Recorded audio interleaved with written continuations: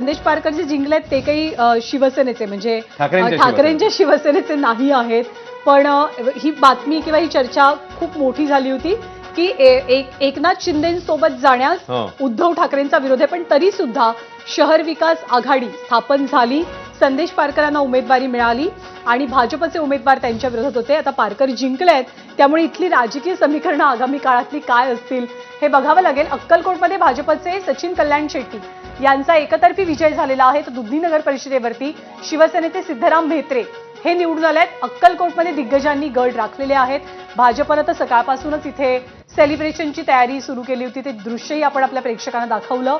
तर मुक्ताईनगरमध्ये शिवसेना शिंदे गटाच्या संजना पाटील यांचा विजय झालाय. भाजपच्या प्रीतम पाटील पेणमध्ये नगराध्यक्षपदी निवडून आलेले आहेत. भाजपचे 11 उमेदवार सुद्धा विजयी झालेले आहेत. संभाजीनगरच्या कन्नडमध्ये नगरसेवक पदाच्या 2 उमेदवारांना समान मतं मिळाली आहेत. त्यामुळे आता ईश्वर चिठ्ठीनं निर्णय येईल. व्यक्त करतो आणि दुसरे आभार मी सन्माननीय मुख्य नेते आमचे शिंदे साहेबांचे, त्यांनी विश्वास ठेवला, आम्हाला आशीर्वाद दिले.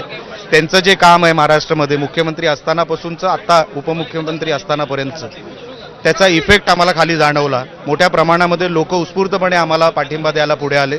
आमचे जिल्हा प्रमुख सन्मान्य दत्ता सामंत असतील, आमचे सगळे सहकारी, म्हणजे कोणाचं एकाचं मी नाव घेऊ शकणार आहे, प्रत्येक माणसाने इथे जीव तोडून मेहनत घेतलेली आहे. मी मनापासून प्रत्येक पदाधिकाऱ्याचे, प्रत्येक शिवसैनिकाचे मी मनापासून आभार मानतो. ही लढाई ते जिंकलेले. भाजपला आता सोबत घेणार, एकूणच आधी युती झाली नाही, मात्र आता घेणार.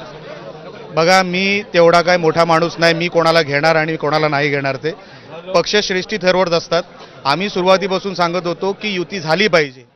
निलेश राणे स्वबळावर लढण्यासाठी तयारच नव्हता, शिवसेना तयार नव्हती, पण आम्ही कन्व्हिन्स करायचा प्रयत्न करत होतो. आम्ही कन्व्हिन्स करू शकलो नाही. माझं तेच म्हणणं, ऐतिहासिक विजय दिला राष्ट्रवादी काँग्रेस पार्टीला, ऐतिहासिक विजय दिलाय.